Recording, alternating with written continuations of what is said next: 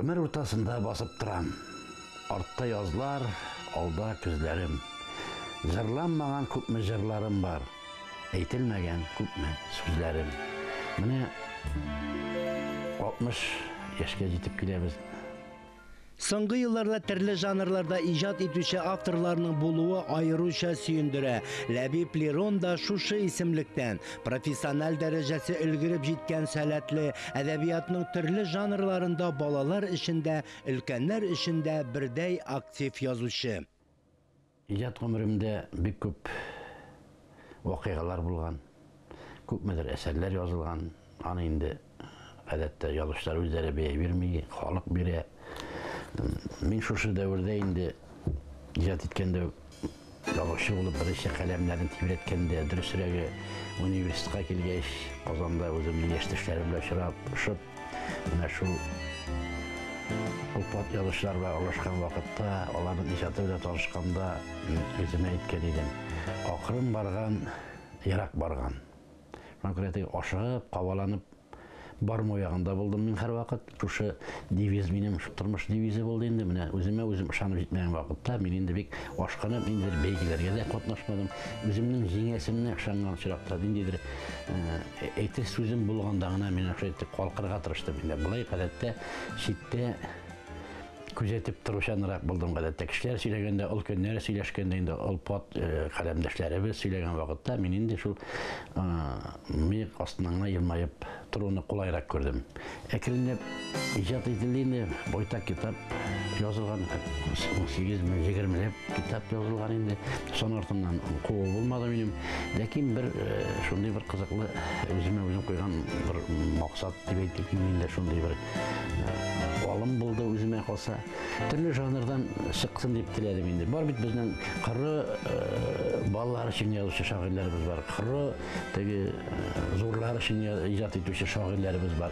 Мин инде үземнең максат куйгач алдагы инде студентларында төрле өлкәне сынап карыйм, язып карыйм әле дигән әйбер булды. Сыналдым. Һәм кешеләргә дә мин теге яшьләргә дә шуны әйтәм. Языгыз төрлесендә, язып карагыз. Үзегезнең кайсында көчле икәнен сизәргә кирәк. Көчле сизсәң, бу шигърияттан көчледер, бәлки балалар әдәбиятында көчледер. Шунысын калкытып, шуның белән иҗат итеп дәвам итәсең. Чынбарлык раслап торганча, каләм әхле берничә әдәби жанрда иҗат итәргә мөмкин. Менә шулай төрле формада эшләү язучының фикерләү уфукларын киңәйтә. Менә бу җәһәттән Лабиб Лирон төрле әдәби жанрларда бик уңышлы эшләп килә. Әлбәттә, ул үзенең чын асылы вücudu белән шагыйрь, һәм ул шигърияттә дә, прозада да, һәм көндәлек тормышта да шагыйрь булып кала. Аның кагылмаган шәхесе юк. Ул яки пародия белән, яки мәкалә белән, яки җентекле иҗат юлына бәяләр бирде. Менә шундый киң кырлы талантлар алар кайберәүләр бик нык чәчелә дип әйтәләр инде. Тегесен дә яза, монсын да яза, бөтен жанрларда катнаша, прозасы, пародиясы, шигыре, миниатюралар һәм башкалар чәчелми. Лабиб чәчелми. Ул талантын чәчә халыкка. Генерал булырга теләмәгән солдат юктыр ул диләр бит инде. Кемдә булса, хыялында булса, төшендә булса да инде ул генерал буларак хыялланадыр. Безнең инде ул кыйблабыз, моягыбыз безнең Габдулла Тукай булды инде. Безнең Тукай булам дип үскән гамил абзаларыбыз бар име. Мин дә шулай теге бу шагыйрь кебек булсаң иде, бу шагыйрь кебек булсаң иде дип шундый теләкләрем ишемнән булган инде шул Тукай дәрәҗәсендә дип. Ләкин барбы минем шигыремдә дә бар ул ахырда мин теге әйтәм инде, бәлки мин Җәлилдер игътибар итегез, бәлки мин Токташтыр теге дип инде башкаларга мөрәҗәгать итәм, бәлки мин Хәсән Туфандыр шундый дип әйтәм анасын. Юк, чынлап та мин барбыр үземдер менә шундый Лабиб Лирон булып күренергә кирәктер миңа. Мин инде пародист буларак бик күп шагыйрьләрнең үслубында яза алам. Бик күп шагыйрьләрнең менә теге үзенең кыйбласы, үзенең язу рәвеше, үзенең теге стиле булган язучыларны кабатлавы җиңел, кабатлап була. Менә җыр өлкәсендә дә пародистлар бар. Алар ничек тавышын ошаталар, шуның шикелле шигырьләрендә мин дә ошаталам. Ләкин миңа Лабиб Лирон булып язарга кирәк. Үзем булып калу. Менә шушына күрә Лабиб Лирон булып калдым дип уйлыйм инде мин. Ләбиб Лерон, Лемон Лерон улы Леронов 1961 елның 11 ноябрендә Татарстан Республикасының Мөслим районы Түреш авылында Лерон Хөҗҗәт улы белән Шәргия Әүхәди кызы гаиләсендә дөньяга килә. Бала чагы Актаныш районының Олы Имән авылында уза. Ләбиб Лерон Олы Имәннең башлангыч, югары яхшыйның 8 еллык Киров авылының урта мәктәбендә белем алып, Казан дәүләт университетының тарих филология факультетына укырга керә. Аның журналистика бүлеген тәмамлый. Университетта укыган елларда ук яшьлегенче хәзерге Сабантуй газетасы редакциясендә эшли башлый. Татарстан Язучылар берлегендә Сыр әдәби фондының Татарстан бүлеге директоры вазифасын башкара. Яшьлегенче газет редакциясендә әдәбият сәнгать бүлеге мөдире, Татарстан телевидениесының балалар өчен тапшырулар редакциясендә, Салават күпере журналында әдәбият сәнгать бүлеге мөхәррире хезмәтендә, бүгенге көндә безнең Мирас журналының баш мөхәррире. Үзең дә сизмәстән ниндидер гамәлләр кыласың. Ул соңыннан билге бер вакытка җиткәч, шул гамәлләрнең ни өчен кылынганын аңлый башлыйсың. Мин бәләкәй чагында дәфтәрләргә төрле әйберләр җыя торган. Кайберләрне ябыштырып җыям инде төрле әйберләрне, кайберләрне язып барам анда, әйтик, җырлар, халык җырларын, башваткычлар, токмаклар, токмазалар, әбидән сораштырам иннән, мәзәкләр, әни мәзәк белән сөйләшә торам, аның мәзәкләре ишетәм, аның мәзәкләрен язып куям, халык мәзәкләрен. Менә бу минем ничектер күңелнең ичке таләбе булгандыр инде, шулай язып куеп барый. Аннан соң бу студентларда аралашканда да, яхшыенче газеталарда эшләгәндә дә минем янына күренекле шәхесләребез килә. Кайсы шуны каләм алып рәсем ясап китә, кайсы шунда бер 4 еллык шигырен язып китә, токмак шунда рәсемдә подписын куеп килә, рәсем яз. Нәрсә кыландыралар инде.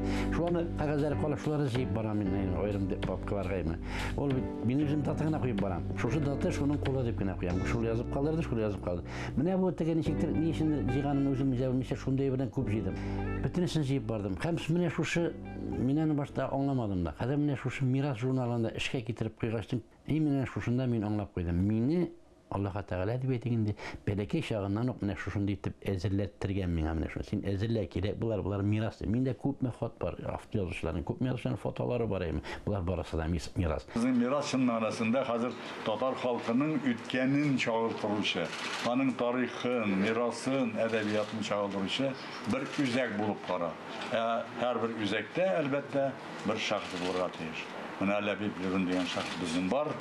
Ул зар яшәсен, безне шатландырсын һәм һәр вакытта да үзе булып калсын. Ул инде үзе хис иткәнне, үзе кичергәнне яшьтән язды һәм хәзер дә шулай дәвам итә. Һәм бу минемчә иңдирис юл.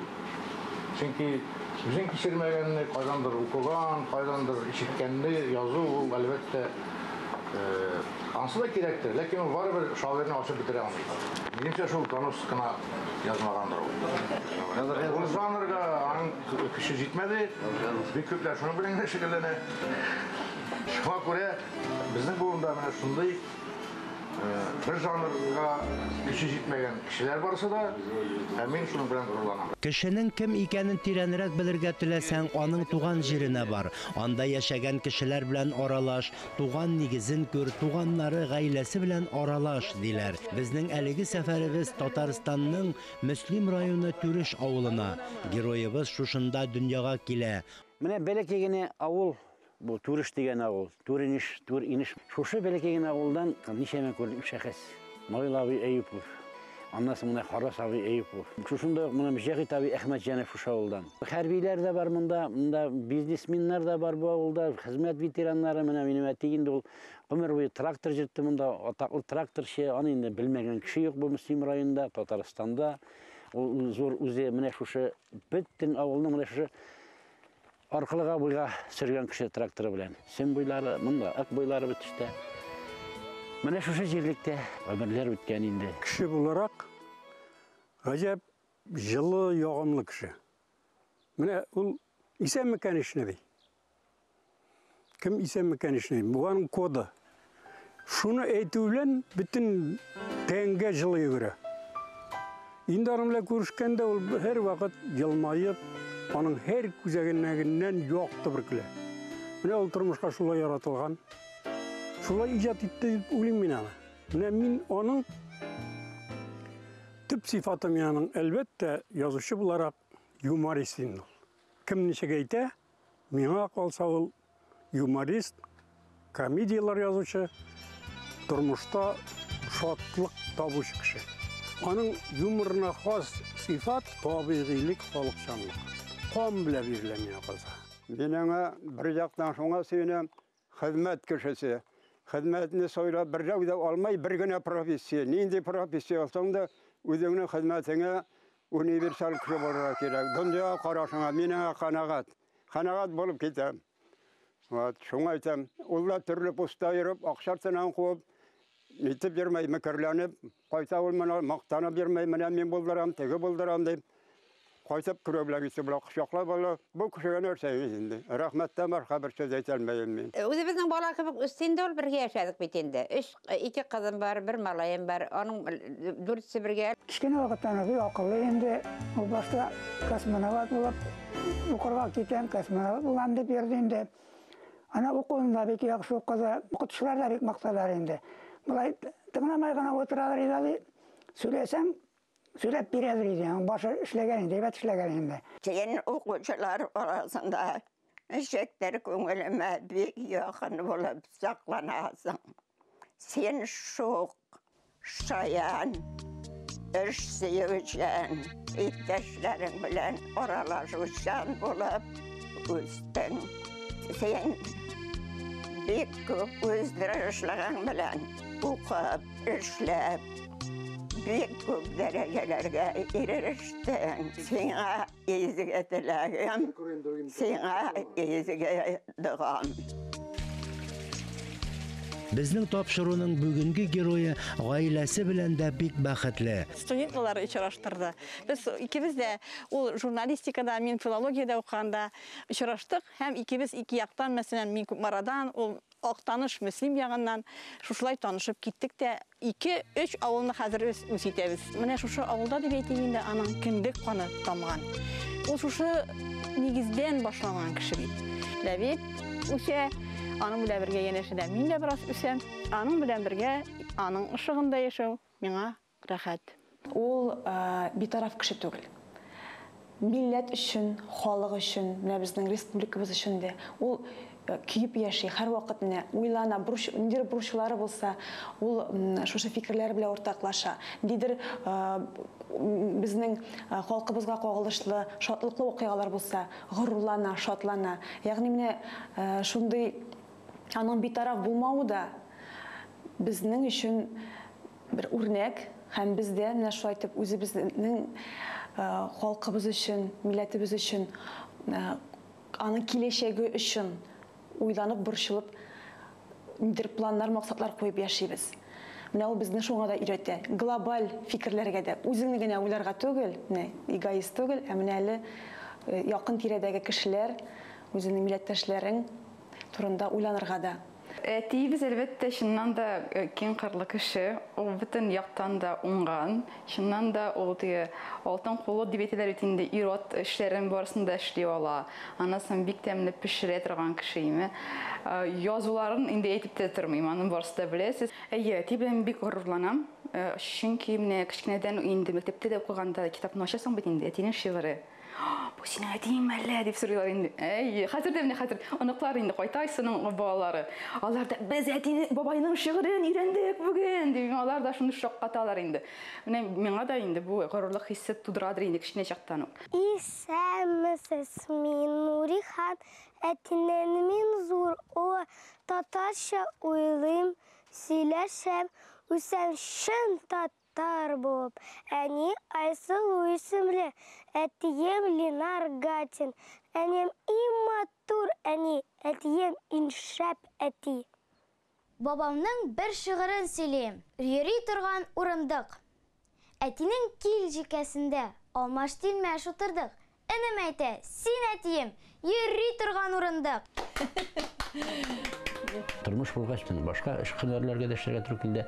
Тормышны алып бара кирәк, гаиләне алып бара кирәк, кайдадыр эшләргә дә кирәк, кемгәдер ярдәм итәргә кирәк, ярдәм сорыйлар тегесе, миңа төзәтеп бир әле, шуны тәрҗемә итеп, газеталар сорый әйтегендәме.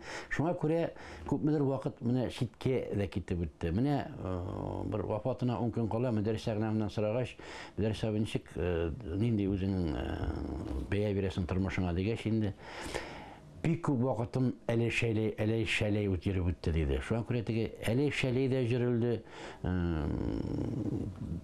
Шушындый теге күп буш вакытлар күп сарыф ителде, тик тамала китте, күпкә китте. Аннан соң менә шу иҗатны хагына багышланган бик күп эшләнгән булыр дип уйлыйм инде. Ләкин менә соңгы вакытларда инде азрак дөньяны өйрәнгәч, тормышны өйрәнгәч, бик безнең бүгенге көн яшәешебездә бик күп дөрес булмаган әйберләрне күргәч, азрак мөнбәрләрдән ялган нутак тоткан вакытларны күргәч, кай вакытларны бик теге йөрәкләр әрнеп китә. Ул минем шигырьләргә дә күчте соңгы вакытларда. Менә шундый үкенеч, мин үзем өчен генә түгел, безнең халкыбыз әдәбияты өчен үкенеч чорлар булды менә шушындый. Нинди төзелеш дип, алга дип, коммунизм дип нәрсәйтеп ашканда әйтик. Дөрес аның әйбәт яклары да бар, идеология бар. Идеология бар, ватанпәрвәрлек дигән бер бар иде. Ул чагында көчле иде. Ил өчен теге ил дигәндә кая ниндидер максат бар иде. Хәзер бик күбесенең бит максаты юк. Хәзер яшьләрнең дә инде күбесе чит илгә китү ягында кайгырта, каядыр барып акча дигән әйбер калкып чыкты.